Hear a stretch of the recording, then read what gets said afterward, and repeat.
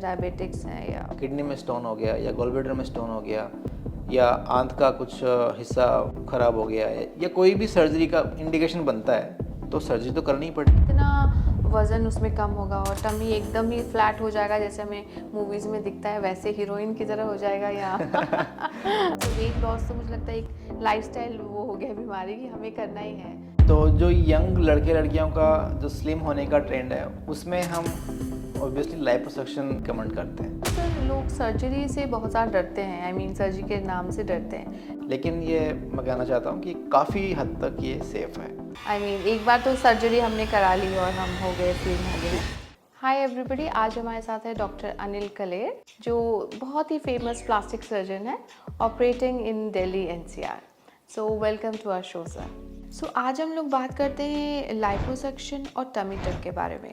सबको प्रॉब्लम है आज वेट से कि क्या क्या सर ऑप्शन है ये टमी टक और लाइपोसक्शन। आई मीन हर एक को मेरे ख्याल से वेट लॉस तो मुझे लगता है एक लाइफस्टाइल वो हो गया बीमारी की हमें करना ही है, यू नो जी हाँ, तो प्लीज़ सर बताइए। जी देखिए, जो टमी टक है वो एक सर्जिकल प्रोसीजर है और ये एक ऐसा नहीं बोलते हैं कि वेट कम करने का प्रोसीजर है, ये बॉडी को शेप देने का प्रोसीजर है। क्योंकि जब मल्टीपल प्रेगनेंसी होने के बाद में लेडीज़ में जो टमी की स्किन है वो लूज हो जाती है, मसल रिलैक्स हो जाती है और स्ट्रेच मार्क्स बहुत सारे आते हैं, तो ऑब्वियसली वो किसी को अच्छा नहीं लगता है खुद को भी।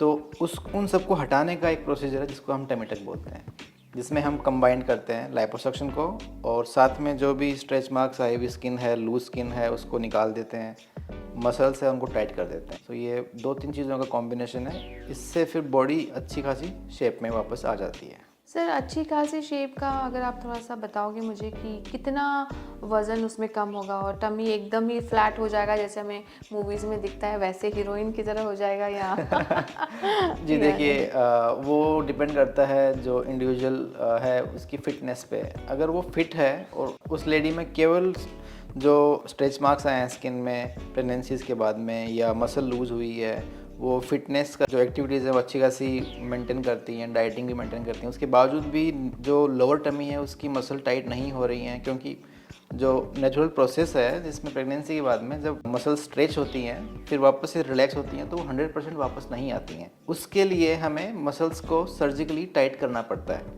लेकिन अगर फिटनेस अच्छी है तो हाँ, एक बहुत अच्छा शेप जो डिजायर्ड शेप होता है, एक आवर ग्लास शेप रहता है, वो अचीव किया जा सकता है। तो कुल मिला के मैं ये बोलना चाहता हूँ कि हाँ पॉसिबल अचीवेबल है, बिल्कुल है।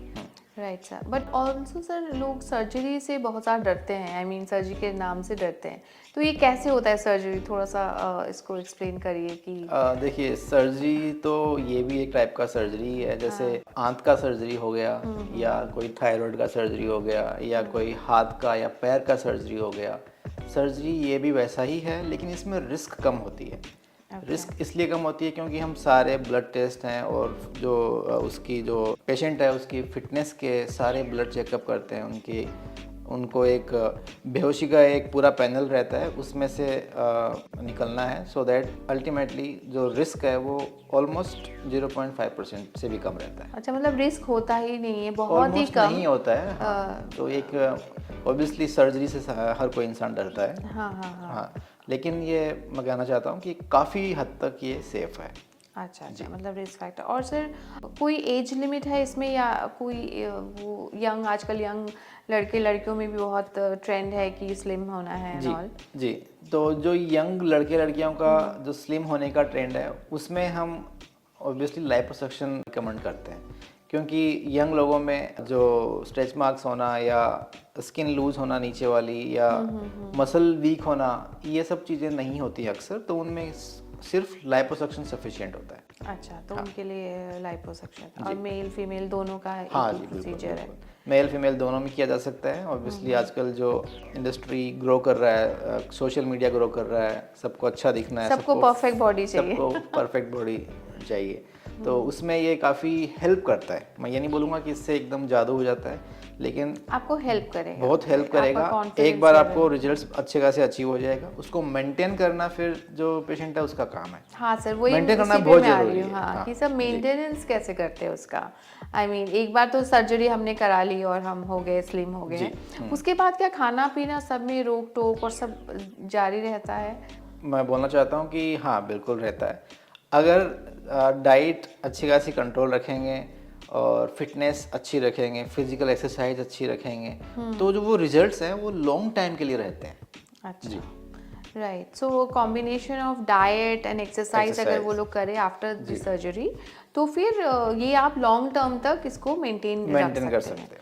और सर फ्यूचर में ऐसा कुछ होता है कि फिर से करना पड़ेगा, ऐसा आपके पास केसेस आते हैं कि? हाँ आते हैं। अगर हम मान लीजिए कि 100 लिपोसक्शन या टमी टक किए हैं, तो उसमें से 5-10 लोग तो ऐसे रहते हैं कि जिनको एनी हाउ कभी फ्यूचर में कुछ जगह पे फैट का जो है वो पार्ट बढ़ गया, उन्होंने डाइट अच्छे से मेंटेन नहीं कर पाए या जो भी कारण है, तो उनको हम उतना बड़ा प्रोसीजर नहीं होता है, लेकिन हाँ कुछ उसमें रिफाइन करने के लिए छोटे छोटे मल्टीपल जगह पे लाइपोसक्शन या कुछ फैट फिलिंग, फैट ट्रांसफ़र हमें करने की ज़रूरत पड़ जाती है। अच्छा, ओके। और सर रिकवरी टाइम कितना होता है इसमें? टमी टक में अगर हम बात करते हैं रिकवरी इन द सेंस, जो पर्सन है वो जो फिटनेस पहले थी सर्जरी से उस लेवल तक आने के लिए लगभग 1 महीना। अच्छा, हाँ, 1 महीना था? हाँ 1 महीना। 1 महीने के बाद में सारी activities including light exercise, running, ये भी हम स्टार्ट करवा देते हैं पेशेंट से। बाकी बेड रेस्ट 1-2 दिन के अलावा बेड रेस्ट की ज़रूरत नहीं होती है इसमें। अच्छा, मतलब क्लिनिक पे या हॉस्पिटल में वो लोग 1-2 दिन में डिस्चार्ज हो जाते हैं? हाँ, टमी टक में हम मैक्सिमम 2 दिन में डिस्चार्ज कर देते हैं। लाइपोसक्शन में अक्सर 1 दिन में भी डिस्चार्ज कर देते हैं। और सर कोई स्कार्स वगैरह रहते हैं उसके बाद? टमी टक में सबसे जो मतलब डरावनी बोल सकते हैं एक लेमन पर्सन के लिए, तो वो है स्कार। टमी टक में स्कार बड़ा रहता है। लाइपोसक्शन में ऑलमोस्ट स्कार्स नहीं रहते, छोटे छोटे स्टैब लगाए जाते हैं, वो भी ऐसे एरिया में लगाए जाते हैं बॉडी के जो वो या तो कपड़ों में हाइड हो जाते हैं या कुछ नेचुरल क्रीज जैसे नेवल हो गया या आर्मपिट वाला एरिया हो गया, उनमें हाइड कर देते हैं।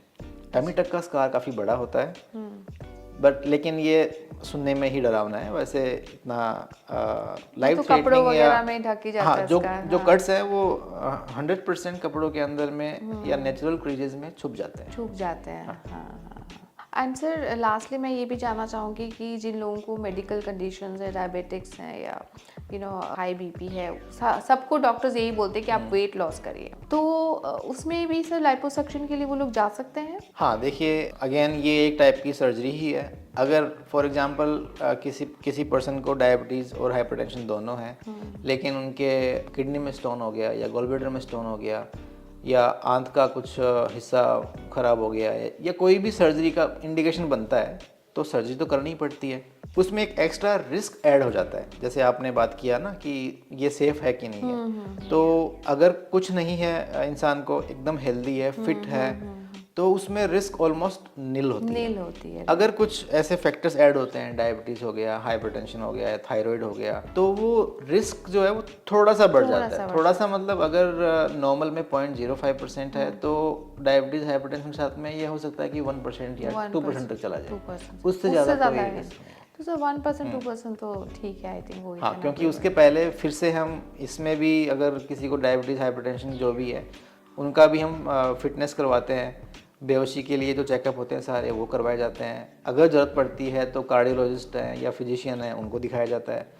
अगर वो डॉक्टर्स बोलते हैं कि ये फिट है सर्जरी के लिए, तभी हम सर्जरी करते हैं। अच्छा, पहले पूरा चेकअप किया जाता है, तभी सर्जरी पे हम लोग जाते हैं, उसके बिना नहीं। बट यूजुअली सर आजकल तो आई मीन एनी टाइम हमें वेट लॉस तो बहुत ज़रूरी है। वेट लॉस तो हाँ, आई मीन वेट लॉस बोल सकते हैं। वेट लॉस और हेल्दी लाइफस्टाइल तो एक सेंट्रल पिलर है, अपनी हेल्थ को अच्छा रखने के लिए। उसका कोई ऑल्टरनेटिव नहीं, कोई सर्जरी, कोई मेडिसिन, उसका कोई ऑल्टरनेटिव नहीं है, ये प्राइमरी है। राइट, एकदम sir. And thank you sir, आप FCR में आने के लिए। और डॉक्टर साहब का नंबर हम लोग अभी आपको दे देंगे, और अगर आपको कांटेक्ट करना हो तो आप सर से ज़रूर कांटेक्ट करिए। Thank you. ओके।